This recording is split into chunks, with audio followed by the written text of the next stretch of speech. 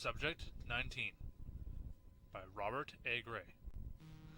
There once was a mysterious corporation that wanted to create the next stage in human evolution, because that's what evolutionists do. And they worked hard on many different test subjects to further their goal. Each experiment died, one after the other.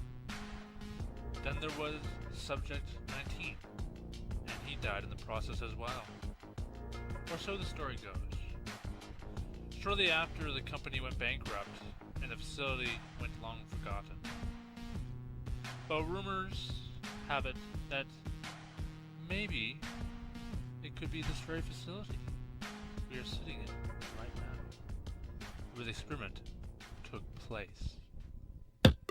One of the girls screamed as the boy telling the story finished.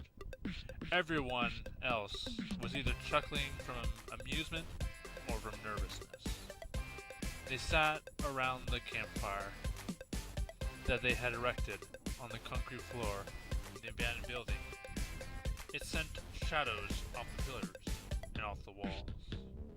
"That wasn't scary, John," one of the girls said. Her name was Laura, if I recall right.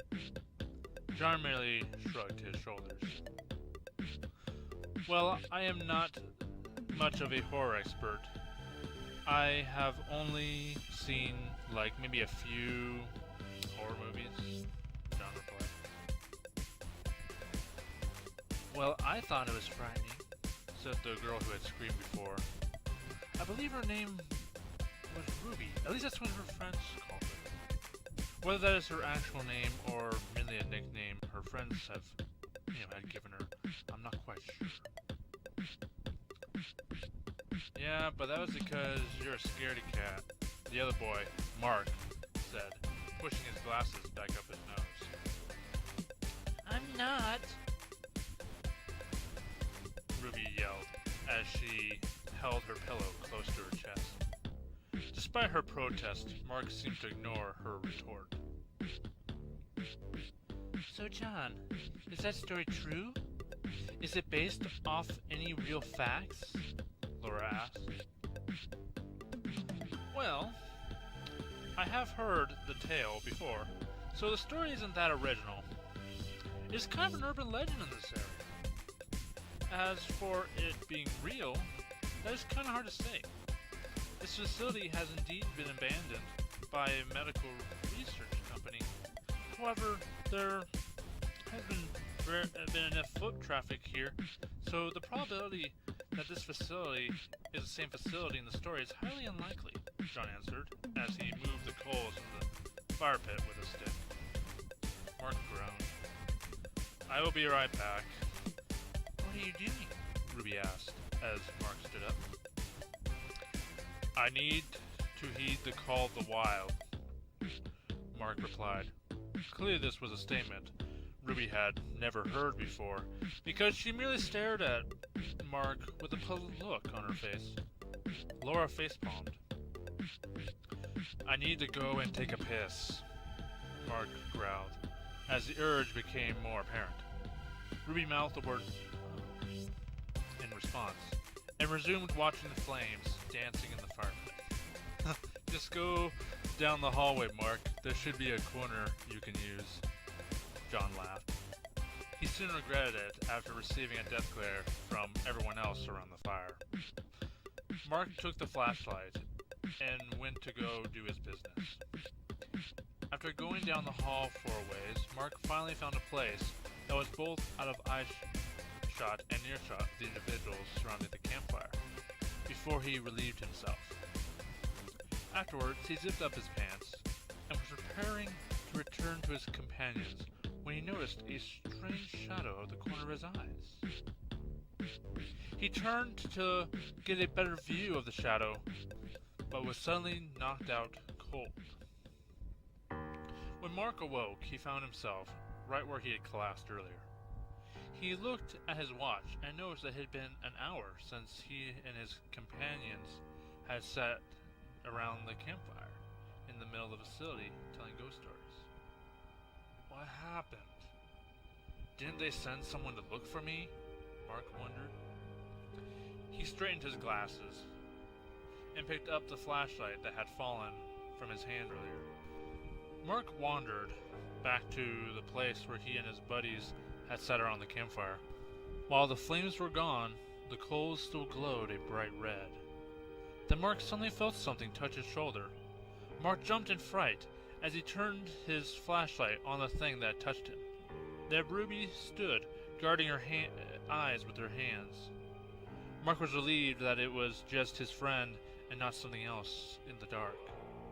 Then Mark also noticed tears dripping from Ruby's eyes. "Ruby, what is going on? What is wrong?" Mark asked. "Mark, John and Laura are in trouble. One of the support beams in another room fell on them, and they are trapped. I tried to help them, but the rubble was too heavy, and I couldn't move it by myself. Please, we have to help them," Ruby cried. Mark embraced Ruby to provide her with comfort. "It is okay. Take me to them.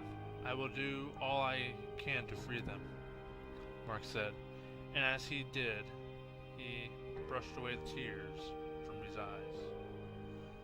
They ran down another hallway and through a series of rooms.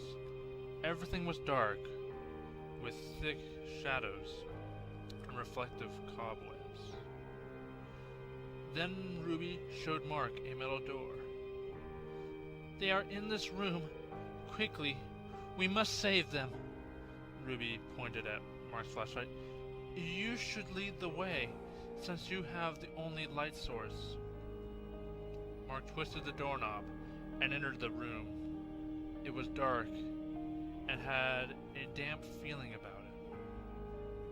Mark saw something reflecting the light from his flashlight in front of him, so he took a closer look. It was a large biotube, large enough to hold a full-grown man. A fly landed on Mark's face, and he slapped it away. Then he noticed a smell. It was the stench of blood. As his eyes adjusted, he realized his friends were right in front of him on the floor. They lay there with their throats slit open and blood seeping out. On top of the pile lay Ruby, her eyes wide with surprise. A surge of fear struck Mark, and he turned around to face Ruby, but she wasn't there. Instead, a mirror image of Mark looked back at him, only he had a wicked grin on his face and a knife in his hand. With it, this Mark was carving two symbols into his left forearm. It was the number 19. "Your friends have been missing you."